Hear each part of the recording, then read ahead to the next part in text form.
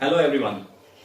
किताबों का knowledge degree लेने तक काम में आता है, परंतु जिंदगी अगर सक्सेसफुली स्पेंड करना है तो आपको अलग अलग प्रकार की स्किल सीखना पड़ता है।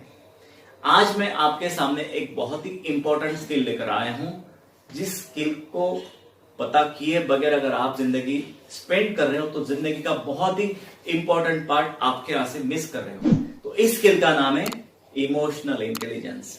So let's start.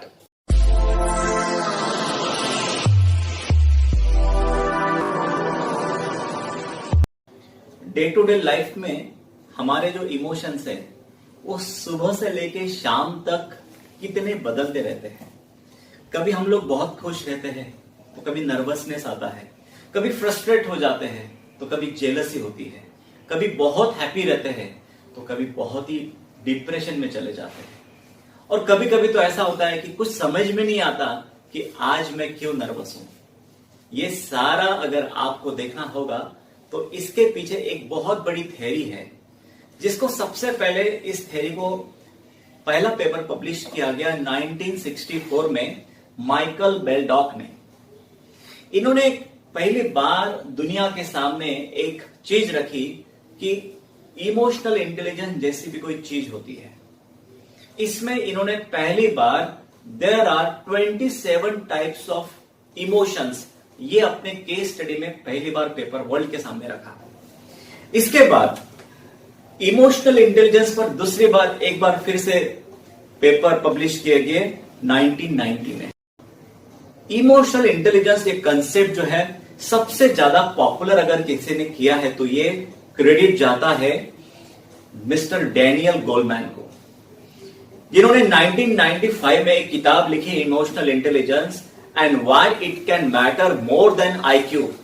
एक 250 पेजेस की किताब लिखी, और इसके बाद पूरी दुनिया में एक नया कंसेप्ट पता चला कि इमोशनल इंटेलिजेंस का रोल आईक्यू से भी ज्यादा हो सकता है। हमें आज तक इमोशनल मैनेजमेंट किसी ने नहीं सिखाया, किस तरह से हमारे इमोशंस को मैनेज किया जाता है इसके बारे में भी हमको पता नहीं था। अगर आप मुझे पूछेंगे कि इमोशन का किसके साथ अगर आप कंपैरिजन करेंगे तो मैं कहूंगा कि emotions is equal to fuel. जिस व्यक्ति के पास इमोशनल मैनेजमेंट नहीं है या इमोशनल इंटेलिजेंस नहीं है, वो अपने लाइफ में सक्सेसफुल हो ही नहीं सकता। तो इतना इंपॉर्टेंट पार्ट है इमोशनल इंटेलिजेंस। इमोशनल इंटेलिजेंस के 5 ऐसे फैक्टर्स है जिसके आधार पर यह पूरी थ्योरी डिपेंड करती है। इसमें सबसे पहला फैक्टर है सेल्फ अवेयरनेस। आप आपके बारे में कितना जानते हो, ये इस थ्योरी का सबसे बेसिक फंडामेंटल पार्ट है। मतलब आपको किस बात से गुस्सा आता है, आप ऐसे कौन से फैक्टर्स है जिसके वजह से आप मोटिवेट रहते हो, आपके लोगों से मिलने के बाद आपको लगता है कि यहां से मैं अच्छा काम कर सकता हूं। तो ये सेल्फ अवेयरनेस आपको ट्राई करना चाहिए कि ये सारी चीजें नोट डाउन करना चाहिए। देन सेल्फ रेगुलेशन, आप आपका एंगर मैनेजमेंट कैसे करते हो। जो अलग अलग प्रकार के इमोशंस जब हमारे भीतर से आप बाहर आते हैं तो उस पर हमारी रिएक्ट हम किस तरह से करते हो, तो सेल्फ रेगुलेट हम लोग कैसे अपने आप को करते हो। Third and important factor motivation.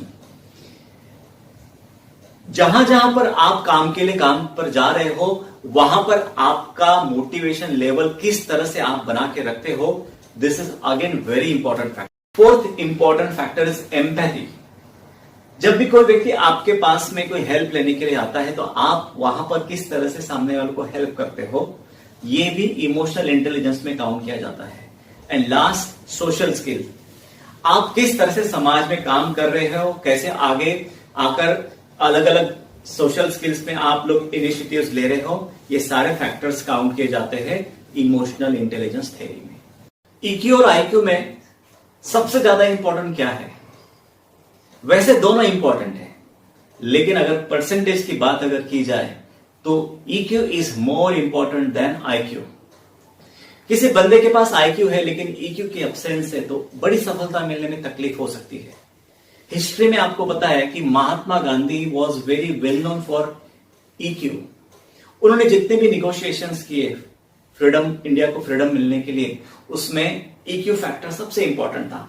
Sardar Vallabh भाई Patel, this is again very important example of EQ।